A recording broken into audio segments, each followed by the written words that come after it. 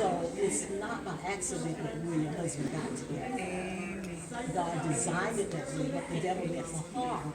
He made it good. And he put you all together so that you all can look at each other and say, no, you used to be this and you used to be that, and then just throw it up in other's faces because you face the same problem yourself. So you all can just talk about it and be a blessing to other people. And it was so good that you went to, God is in the picture the whole time.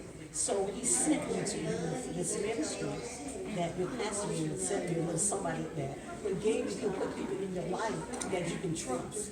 Yes. He put that man, that pastor in your life that you could go to him and you felt safe. Go to him and tell him. Because that's something that some people don't want to tell anybody. So the Lord designed it so that you could tell him. And while you were praying, your pastor was praying as well for your deliverance as well. So I thank God for that. I trust everything. I leave everything in God's hands. And the Lord knew the trick of the enemy. And we look at people that's going through something, and we look at the people that are that way, and we say, oh, they're so proud of who they are. And like you said, they may be struggling. So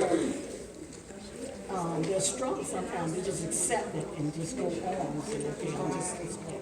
And it'll be like, and it takes us. It takes somebody to go to and say, such and such, just plant a word. Not condemning them, just to plant a word. That's what because they need them. They need to hear them. There's a lot of them to be delivered. Amen. That's a part of my testimony I got about. Like I said, I was in college and I was at Winthrop. And that thought came to me one day. I was in front of the auditorium and I said, God, I'm just supposed to be this way all my life. Because I couldn't find refuge. I couldn't find answers. So that thought came to me, but there was something in me that just told me to keep pushing, keep pressing, keep pressing, And I trusted, even then I trusted God's word. That was one of my favorite scriptures. When the Son sets free is free indeed. And the other scripture that I loved so was that new creation. That God will make you. Yes. Who is it? If any man be in Christ, he's a new creation. And I wasn't seeing those things come to pass in my life. So I knew something was wrong with me. I always prayed, God, what's wrong with me? Not you. God, what's wrong with me? Why can't I get free? What's going on? And I always questioned it. That was so good. God will put you. This is a heart thing, And if your heart wants to be free, if you want to be free, God's going to send somebody to that person or send them to somebody, as He did for us. Any other questions, comments, or testimony? We're talking about gender matters, and God has a plan for women in ministry. And what our facilitator shared with us today is that there are things that do happen in our lives that may cause us to question gender first. Secondly, there are societal things that are happening that may cause us to believe that we are inferior when it comes to gender, and that we may not be as proactive or active in ministry. And so there are two ways to look at that. And nothing is different from many, many years ago when women were treated as inferior in the workplace, in the community, in church. And here we are 1,000 years later, and there are yet still some of those struggles, some of those things where, and we thank God that we're a part of a ministry where they celebrate women, and they do as the Word of God says when He tells them to do what? Support those women that labor. The scripture says that what? Labor with you, not for you, not against you, not behind you. Not in front of you, but they labor what? With you. And He asked them to do what? Don't forget them, but support them, celebrate them. And so we thank God for our facilitator being up with us. Last time, question, comment, or testimony. Testimony.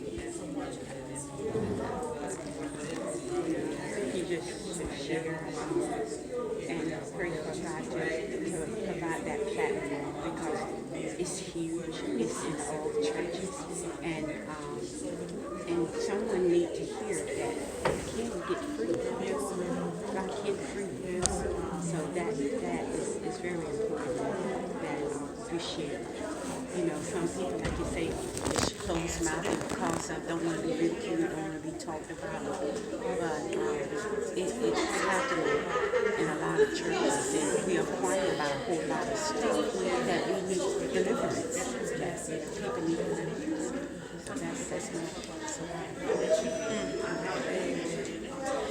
And let me ask this question. So when you think about some of the Bible or biblical references for women and how God interacted with women and how as a result of his interaction with them, because that's what we heard today, she had an encounter with him. Exactly.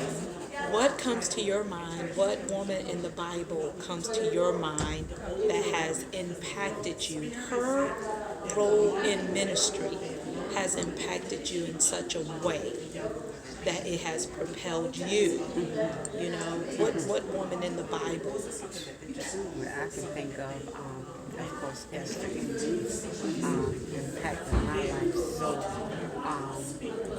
until I look back, you know, especially many times you get set in things that, you know, you need to fast for 3 days or you need to, you know what, your God will be my God. So both of those really impacted my life. Amen. Amen. Anybody else? My person would be Mary. Mary. Because you know the way that she and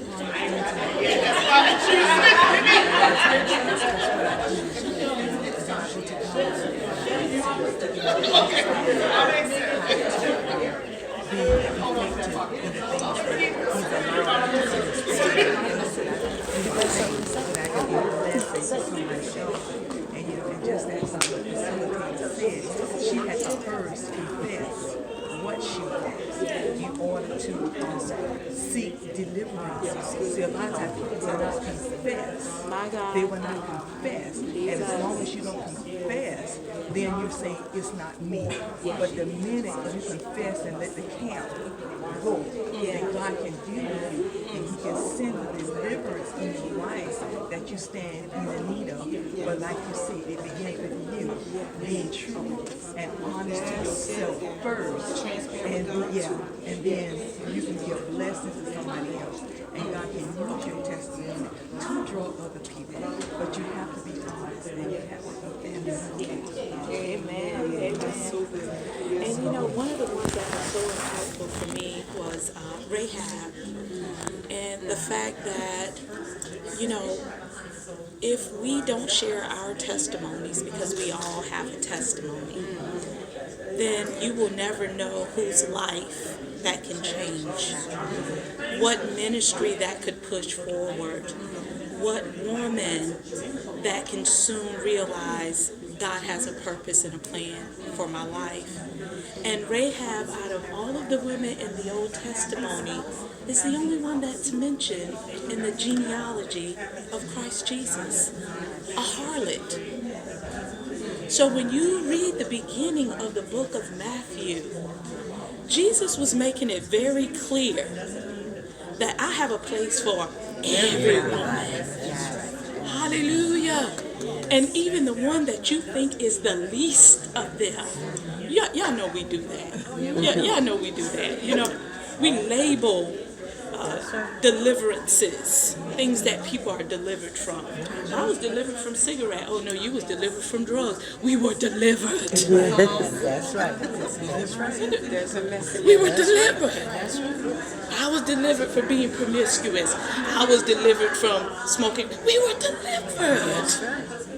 And here I am fulfilling God's purpose and plan in my life. Can we just celebrate deliverance? Yes, amen.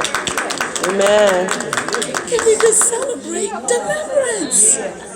Hallelujah. Glory I'm not looking at Jesus. what you did. You're not looking at what me, but we're looking at what God did. Yes. And because he did it, look at the others that can come behind us and say, because he did it for her, he'll do it for me. Because they're no longer looking at, there's no purpose for me. There's no plan for me. how can he use a person that have done this, that, and the other? But I look at Rahab and I say, my God, she's in the line. In the book of the New Covenant, here she stands boldly, proudly, a harlot, proclaiming that I'm a part of the genealogy of God, because women carry what? Seed. Because we carry seed. All right? So we thank God for our facilitator. Hallelujah.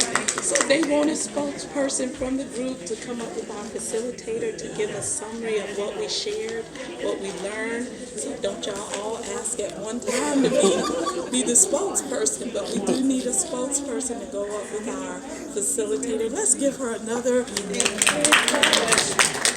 for reminding us